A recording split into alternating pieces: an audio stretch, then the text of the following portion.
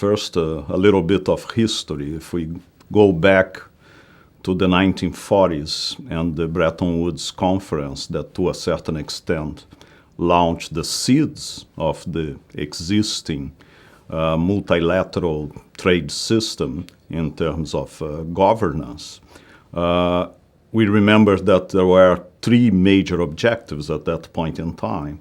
One, the concern with exchange rates, volatility, and the idea that you needed somebody, an institution, to deal with problems in balance of payments and to help countries have the ability to maintain fixed exchange rates. And this was the origins of the IMF.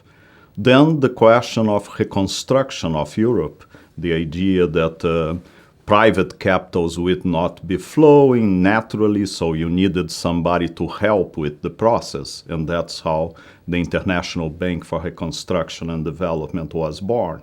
And the third leg of this governance system was supposed to be the International Trade Organization that never became a reality, but a much more limited version of it, a treaty-based system, the so-called General Agreement on Tariffs and Trade, became the third leg of the system. Now, the world has changed.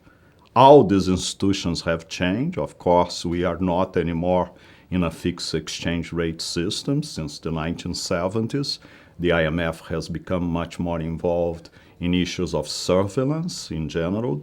The IBRD and other organizations under the so-called World Bank Group became a reality, and development rather than reconstruction became its focus, and poverty alleviation. And finally, in the 1990s, we had the creation of the WTO based on the GATT, but also two other important legs, which are the General Agreement on Trade and Service and TRIPS, the Trade-Related Intellectual Property Rights Agreement. Now, these are some of the pieces of the governance system that we have.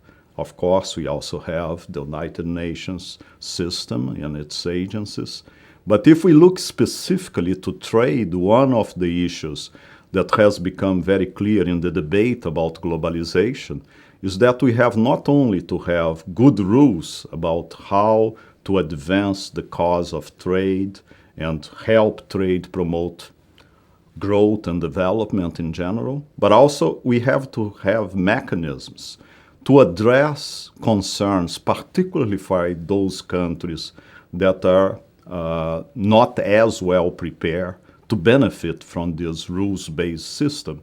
And that's why in 2001, when the Doha round was launched, the idea of making this a development round was a very powerful concept, in the sense that people recognized that was important not only to have further progress in terms of trade liberalization, but also to address the specific concerns of developing countries that by now are more than 70% of the membership of the WTO, to be able really to benefit from trade opening. And that's how the discussion has been evolving. Now, coherence is, of course, very important. If you are going to have development, you are going to have to deal with balance of payments issues in general, and here the IMF is naturally the organization that comes to mind when crises appear. You have to deal with not only capital flows, but also official assistance aid, that in the case of the least developed countries is very important, and that's where the World Bank and particularly the International Development Association under the World Bank has an important role to play. And you have to have the rules of the game in trade. And you have to have these organizations talking to each other, and that's why in the Marrakesh Agreement in 1994 that led to the creation of the WTO, there is a chapter about coherence, how these three organizations, each one of them within its mandate, should cooperate. But one thing that we have to keep in mind is the fact that coherence in the end will be as good as the coherence of national governments themselves in collaborating across ministries, because you're going to have the central bank talking with the IMF, you're going to have the Ministry of Finance talking with the World Bank and the Ministry of Trade, talking with the WTO. Those countries that are able to come up with a coherent message about their needs and about the problems and challenges that they are facing are going to be in a much better position to coordinate the activities with these institutions. So it's not only a problem of how the institutions coordinate among themselves, but also the capacity of clients to coordinate their own voice and their needs vis-a-vis these institutions. So that's where we are right now in terms of the debate on coherence. Of course, one dimension which is not legally a part of the Doha development agenda, but it's an important aspect of the discussions, is the whole debate about aid for trade. So there is recognition that if particularly the least developing countries are going to be able to explore the market opportunities that trade liberalization may open through the Doha round, they have to be the ability to put together the institutions, to invest in the trade-related infrastructure so that they can really explore to the limit these opportunities. And in this context, aid for trade can make a difference.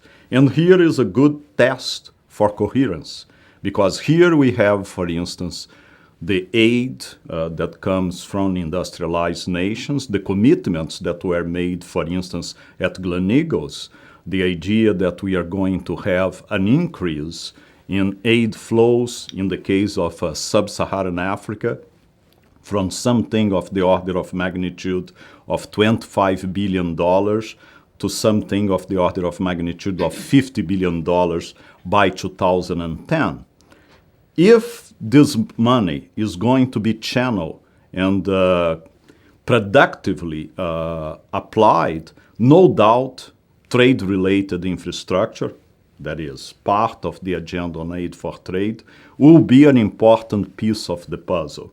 So here you have to have all these agencies and all the countries involved, both donors and client countries, talking and being on the same page on how to manage this amount of resource, because you can easily imagine a situation in which this increase in aid flows could create exchange rate problems, could create the so-called Dutch disease, in which we're going to see a significant, with the valuation of local currencies, a significant distortions in the economy, and also how to make sure that you have the proper regulatory institutions to make these resources, particularly from the point of view of governance, fight of corruption, to be properly utilized. So the WTO has an important role in using its bully pulpit to call the attention of aid for trade.